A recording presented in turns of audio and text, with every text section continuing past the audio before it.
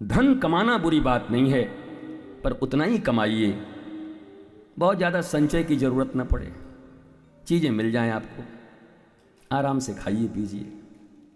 पैसा पे पैसा, पैसा पे काय को इतना जमा करें? किडनी खराब होगा तो कौन बदलवाएगा? बड़े बड़े अरबपतियों की किडनी बदल रही है, बच नहीं रहे हैं।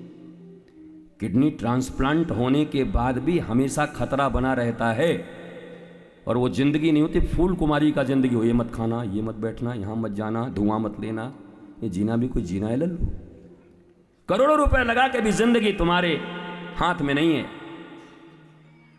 तो पहले तो दिन रात परहेज नहीं करता, गलत चीजें करता है, अपने शरीर को शरीर नहीं समझता। क्यों? पैसा कमाना है, पैसा कमाना है, पैसा 40 साल तक कमाए, फिर बाद में आराम करेंगे, आराम करेंगे। 40 साल के पहले ही शुगर 420, बीपी 280 और हार्ट में ब्लॉकेज और लीवर मोटा हो गया और किडनी भी साथ नहीं दे रही है। बहुत कमाए हो, खर्च करो। अब घर बिक गया और करो। अब कोई साथ नहीं दे रहा और करो। अब तो बेटा भी छोड़ दिया, कर्ज मांगो। आटा नहीं देते तो इलाज के लिए कौन देगा? भगवान पर भरोसा रखो, उनके पवित्र नाम पर भरोसा रखो। तिकड़म करने से कुछ नहीं मिलेगा। बड़े बड़े तिकड़मी आए, रावण की तरह चले गए। रावण रोज अभिषेक किया करता था शिव जी का। भगवान शंकर के जितने ज्यादा से ज्यादा मंत्र हैं सब रावण के बनाए हुए हैं, जो आज तक तुम पढ़ते हो। रावण तो बचा नहीं, उन मंत्रों को पढ़ करके तुम क्या बचोगे? जिसने मंत्र बनाया, लिखा भी, लिरिक्स भी, सिंगर भी, म्यूजिशियन भी, वो गया। 1 लाख पूत 1.25 लाख नाती, ता रावण घर दिया न बाती। और उन्हीं मंत्रों को पढ़ के तुम बचोगे? बच जाओगे, क्योंकि रावण में अहंकार था और तुम्हारे भीतर राघवेंद्र सरकार हैं। अगर सरकार के प्रेम में पढ़ोगे तो बच जाओगे, भोलेनाथ के प्रेम में पढ़ोगे तो बच जाओगे। पर अहंकार सहित तो रावण ही नहीं बचा, जिसने लिखा, पढ़ा, गाया, बनाया। कोई रावण साधारण व्यक्ति था, वेदों का ज्ञाता था, ब्रह्मा वेद पढ़ाने आते थे। शिवजी रोज स्वयं आते थे अभिषेक लेने के लिए, पर वो भी इतना अहंकारी था, उसको जब प्रणाम करने का मन होता था झुकता नहीं था। एक दिन गया, कैलाश उठा लिया। पार्वती जी ने कहा भूकंप आ गया। बोला भूकंप नहीं, चेला आया है। बोला ये क्या कर रो है? बोला ये प्रणाम करने आया। बोला ये कैसे प्रणाम करता है? बोला मस्तक लगाना है ना, तो झुक नहीं सकता। कैलाश उठा के ऐसे लगाया मस्तक में, प्रणाम भोलेनाथ। बताओ कितना बलवान था महाराज, चेला ही उठा लिया। लेकिन भोलेनाथ भी नहीं बचा पाए उसको, क्योंकि वो अहंकार में मत रहता था, चूर रहता था। पूजा पाठ उससे ज्यादा कोई नहीं करता था, विधि विधान उससे ज्यादा कोई नहीं जानता था।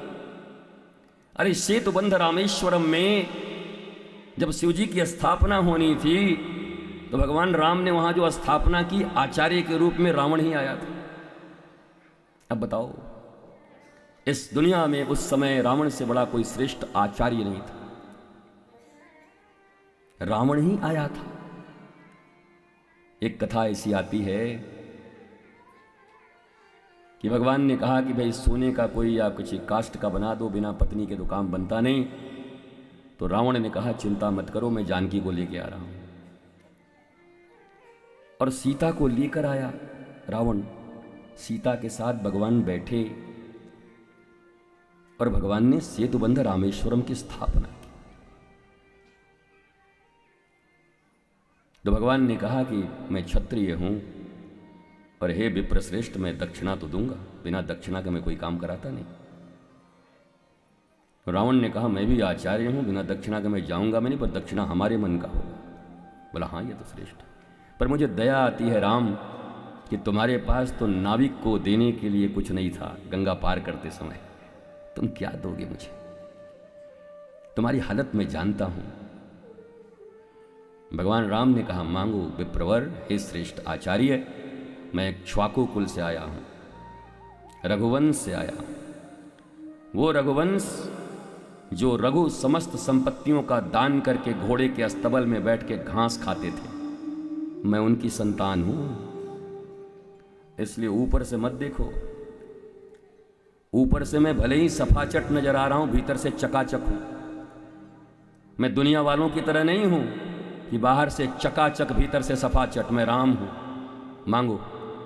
प्रणाम किया और रावण ने जो मांगा है तो मुझे उम्मीद है कि आपके आंखें भर आएंगी। रावण ने कहा, हे प्रभु राम, मुझे पता है युद्ध के मैदान में तुम मुझे मार कर गिराओगे, पर मेरी एक ही दक्षिणा है, जब मुझे गिरा दो तो जब तक मेरे प्राण चले न जाएं, सामने खड़े होकर मुस्कुराता रहना, तुम्हारे दर्शन करके जाना चाहता। रावण भी ऐसी बात, इतना ज्ञान तो उसको भी था। तो रावण इतना विद्वान था। राम जी ने बुलाया भगवान की स्थापना करने के लिए, शिव जी की स्थापना करने के लिए, लेकिन बच नहीं पाया। क्यों? इतना पूजा, इतना पाठ, इतना वेद, इतना हवन, कुछ काम नहीं आया। और हम तुम कलयुगी प्राणी आधे घंटे प्यासे नहीं रह सकते, और तुम सोचते हो तुम्हारे पूजा के बल पे तुम राम पा जाओगे, तुम्हारी उपासना के बल पे तुम मोहन पा जाओगे।